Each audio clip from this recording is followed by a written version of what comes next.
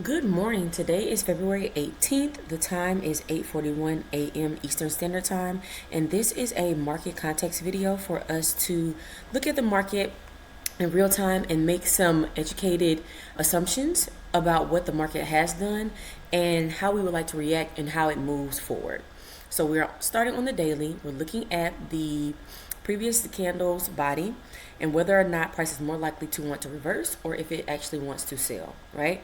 So we see that this candle yesterday, which was, and I'll delete that, this candle yesterday was the 17th, which was a Tuesday. However, this candle that is before it was President's Day holiday, so the banks were closed. So I'm really looking at how this candle, which is technically yesterday's, we're going to ignore this one for now because this is a real-time candle today. This candle reacted to this candle. So we see that price did close in at the same level as that candle. However, its low took out that low and this low as well since it's here. All right, so usually when that happens, I am looking for some type of reversal for the actual day. However, the reversal can also come in the form of manipulation, right? So as it pertains to manipulation, there are 3 cycles that price goes through each and every day, or each and every candle, I should say. And that's accumulation, which is the A, where price is kind of consolidating. There's a manipulation, which is the M, where price is going for those liquidity grabs. And then D, where price is actually going in the right direction as it pertains to distribution, right? So it's a quick lesson in AMD. Let's get back to the charts. I am going to grab a fib and draw from the previous high to the low, which is at this area right here. And we see that price actually did touch the 50% today. Oops, go back.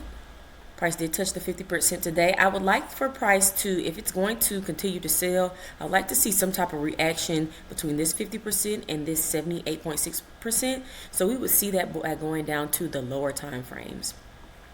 So next we'll go to the 1 hour and we'll identify what structure is doing. So we can see that yesterday price did continue to break on the lowers. We saw lower lows and higher lows. However, price did during the same day come up and it broke past the most previous lower high, or the most prominent, which is here.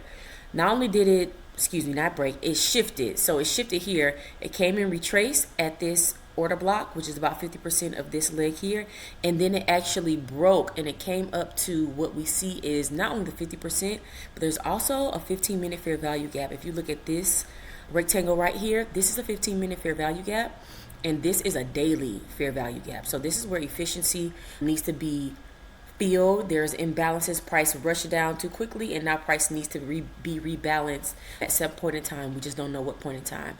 So we could potentially have liquidity grabs that come up here where price comes up to fuel itself down, or price might go down to fuel itself back up to cover these grabs. We'll just have to watch for that as price continues to go on. But I do want to watch out for this. Price likes to go to 15-minute fair value gaps and show reaction in the direction that it would really like to go for the day. And then the 50% here also gives us some clarity on price potentially wanting to reverse for the move. But I still do not have any type of bias outside of the VWAP still is supporting and it's sloping for it to go up. But I don't have any bias because we have a couple of confluences that say buy, then a couple confluences that support sell. So we're just going to wait till 9:45 actually, to see what price does in that first 15 minutes when the market opens, to make educated assumptions in order to react to price.